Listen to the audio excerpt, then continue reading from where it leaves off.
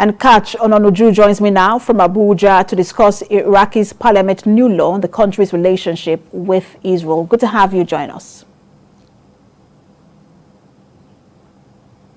Thank you very much. How are you doing today? I'm doing well. Thanks for asking.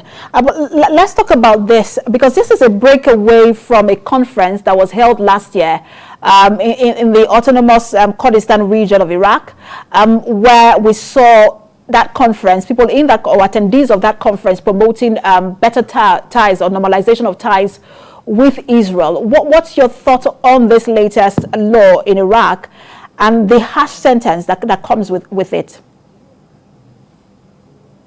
Oh, well, thank you. It's very important we understand where we are right now. There are different parts of Iraq currently that don't seem to agree with each other. The law simply wants to warn everybody, whether it is the breakaway region or the areas that are seeking autonomy, to not contact Israel. What they are asking for is the states should have a very common policy towards Israel. They shouldn't have very different policies from different regions, but in how far this goes, we don't know. It is simply an insistence that Iraq, no matter what region you are in, should have a united position when dealing with Israel. But how that's going to apply, we don't know. We simply will see the behavior of which region to actually explain its autonomy, because there are people who will want to talk to Israel and they don't really see any plenty of sin or even danger in competing that. So yes, it makes sense to have this policy that said there should be a common foreign policy, in this case, in regards to Israel. But how is that going to work out? We don't. There's a reason why this law is coming up. We'll only be able to test it when people do obey it, but when they don't, they will be able to see how very, very different and very, very, very divided the different autonomous regions are in Iraq. And let me ask you, because a lot of people have found this law very unnecessary, because, first of all, Iraq has no diplomatic relations with Israel. It doesn't even recognize Israel as a state. For all of the countries that signed the ceasefire agreement with Israel after the 1948 war in 1949, Iraq did not sign that ceasefire. Technically, Iraq is still at war with Israel. And so people are wondering, what is driving this new law? Well, you're saying technically Iraq is at war with Israel. What Iraq are you talking about? Don't forget, as Iraq is now coming back, it's very difficult for you to say all parts of Iraq seem to speak with one voice right now. No, they don't. So it's very possible that there are parts of Iraq, it could be Kurdish Iraq, that may simply want to go on and have relations with Israel.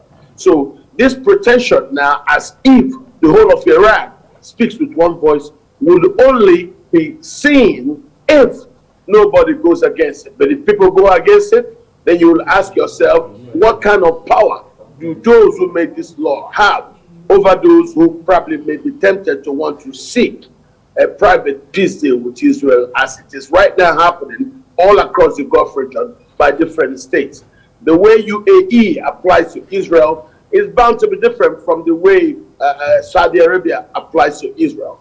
The way Jordan will apply to Israel, of course, will never be the same as that of Iran. So this particular law in Israel, in Iraq, which we believe is actually unnecessary, may simply be due to some rumors of what they have heard, that some parts of the autonomous Iraq may want to go on and have their own separate foreign policy.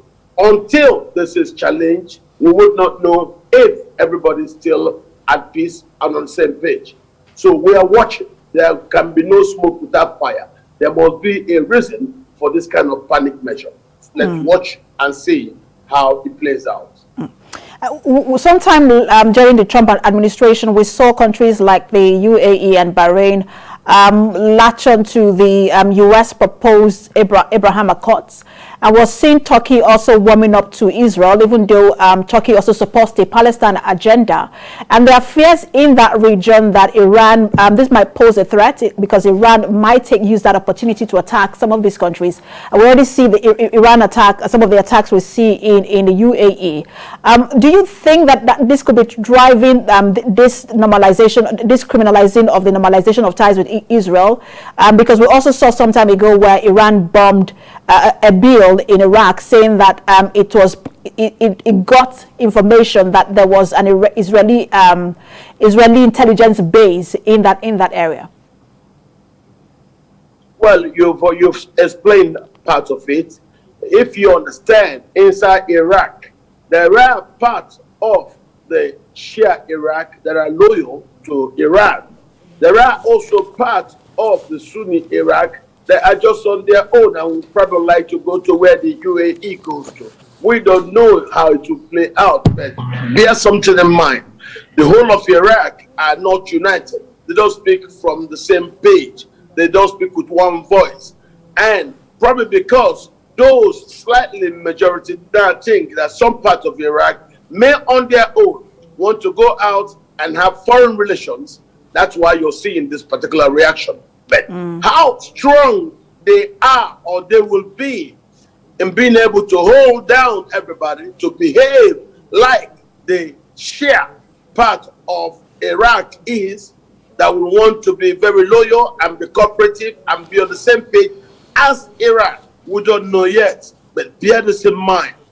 All of Iraq currently do not speak with the same voice. So there may be some parts of Iraq, they might want to play with the Americans and then in extension go and start talking to Israel. We don't know yet. If that will occur, we will see.